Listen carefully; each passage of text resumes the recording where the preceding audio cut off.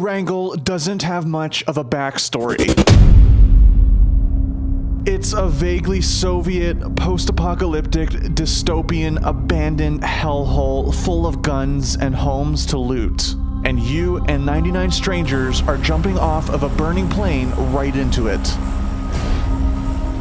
Your parachute will ensure the fall doesn't kill you, but once you're down there, it's you against the island. 99 strangers are on the hunt for you and each other. Every single one of them wants to be the last one standing. Every single one of them wants to win. They loot homes as soon as they land, hunting for weapons and armor, scrounging the map to find anything that could be of use, looking down your sights as you open the door and a guy with a shotgun blasts you in the face. People have always wanted a battle royale video game, but it never happened. First came the original Teen Deathmatch Island Battle Royale. The Japanese book and movie told the story of 42 students dropped on a deserted island and forced to kill each other until only one was left.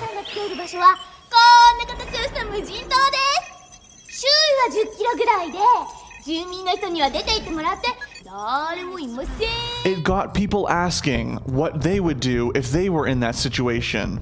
But the movie was not released in the West for years, leaving it an obscure cult classic. Then, years later, Hunger Games came around, and it reignited the fire.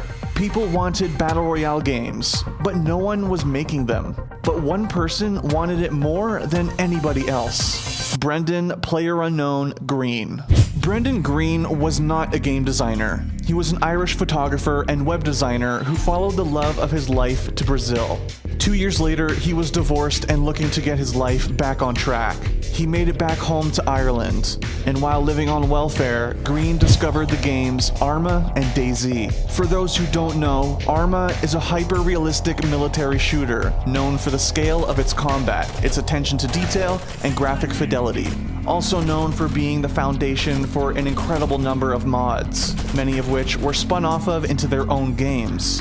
DayZ is one of the best-known Arma mods, which use the hyper-realistic combat mechanics to simulate a zombie apocalypse. So yeah, I started off making a mod basically back in Arma 2 because I wanted to make a game I wanted to play. I saw games like the Survivor games, which were events for streamers, and I wanted to play that myself. So I decided to see if I could actually make one, and Arma 2 Battle Royale was born. The Battle Royale mod for Arma 2 was a departure from the tightly directed experiences offered by AAA games like Assassin's Creed. Green was not interested in those types of games. He wanted something looser, something grittier, something that gave you the freedom to show what you would do in a battle to the death. As DayZ broke free of Arma and became a standalone game, other developers took notice of how popular Green's mods were in the niche Arma community. Sony Online Entertainment, now known as Daybreak, hired Green as a consultant on their own DayZ-style zombie survival game. That mode eventually became H1Z1 King of the Kill, but by February 2016, Green had moved on. He was headed to Korea, where he got an interesting offer. Chang-Han Kim, a Korean game designer working for Bluehole, wanted to make a battle royale game.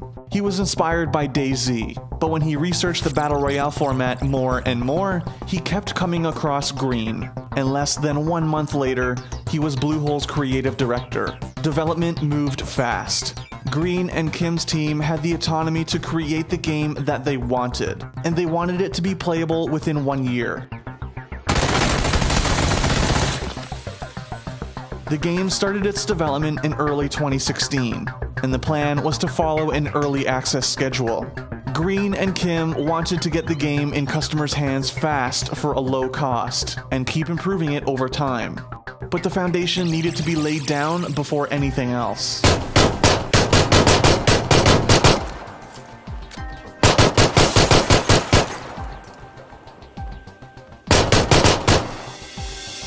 The team made a small game. One map, one mode, a handful of weapons were added after the launch, but from the day it was released on early access in March 2017 to today, Battlegrounds has been the same game. However, when it first came out, there wasn't quite anything like it. Sure, Green's mods were still out there, but mods are never quite as popular as standalone games. Battlegrounds was a breath of fresh air amidst the high-budget, lavishly produced shooters on the market. It was messy. It was tense.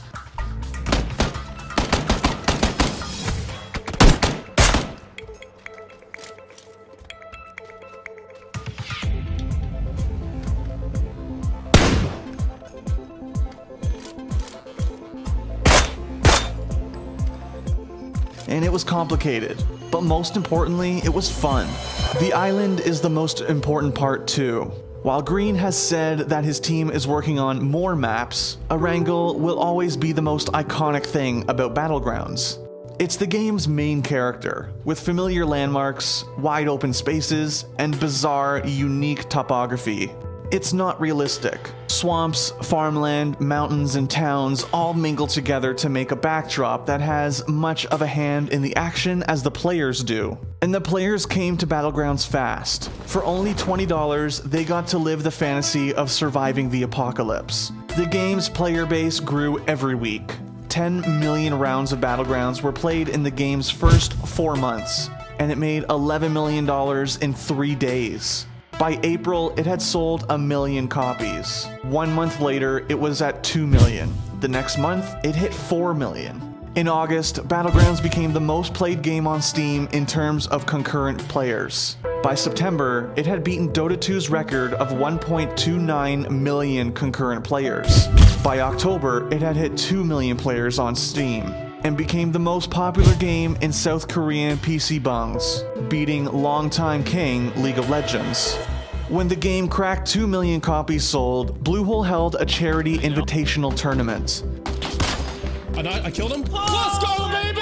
Woo! 3 months later, ESL held the first major Battlegrounds tournament, cementing a possible esports future for the game. Green told GamesIndustry.biz that he has always envisioned his mods to be a spectator sport someday, and his baby was finally taking its first steps.